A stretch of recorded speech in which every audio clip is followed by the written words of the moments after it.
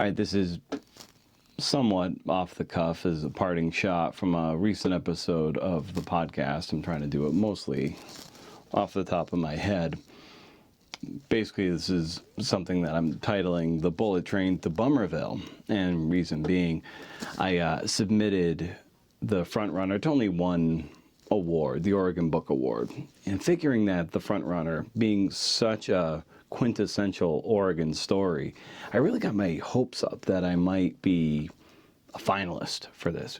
You know, Steve Prefontaine was such a quintessential Oregon story and such a big anniversary, the 50th anniversary of his passing, that I thought I really had a shot at becoming a finalist for the Oregon Book Award. Alas, I did not make the cut. Boo-hoo. And I was gutted. Yeah, and it made me think that, you know, awards are by and large bullshit, can be political, certainly subjective. And it's one of those deals where we don't want to truly, we don't want to hinge ourselves on the outcome of the award. All we can really control is the journey. We have to put our faith and our satisfaction in the journey over the outcome, as hard as that is to actually put into practice. You're so wise. It still stings to not win the award and not get that attention and recognition from peers and gatekeepers that we so often hinge our worth on. And what I was really struck by was this anecdote relayed in Amy Poehler's book, Yes Please. She was in Parks and Rec, and they were expecting to win an Emmy for a particular season, and they did not win the Emmy, and they were gutted as well. But Michael Schur, the brilliant showrunner and head writer and creator of the show, he channeled that disappointment into the writing, and he ended up writing one of the more momentous and memorable scenes that the show ever had in Ben and Leslie. Ben proposing to Leslie is one of the greatest scenes in the entire run of the show.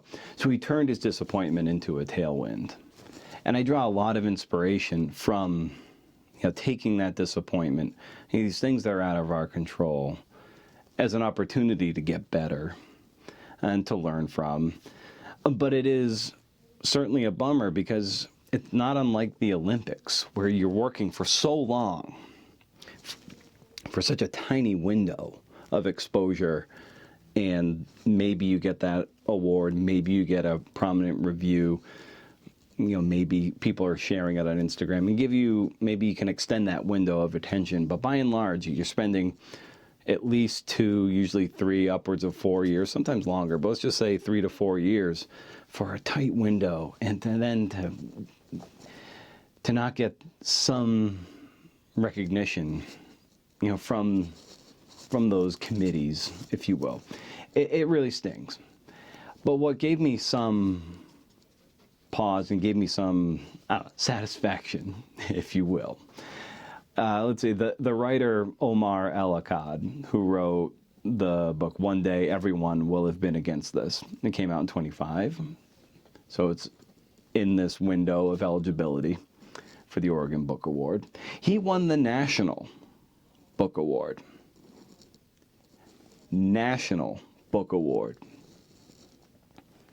And he was not a finalist for the Oregon Book Award. Now, he hosted the event, I think, a year ago, and he's won it for fiction, so maybe he wasn't allowed to enter. I somehow doubt that.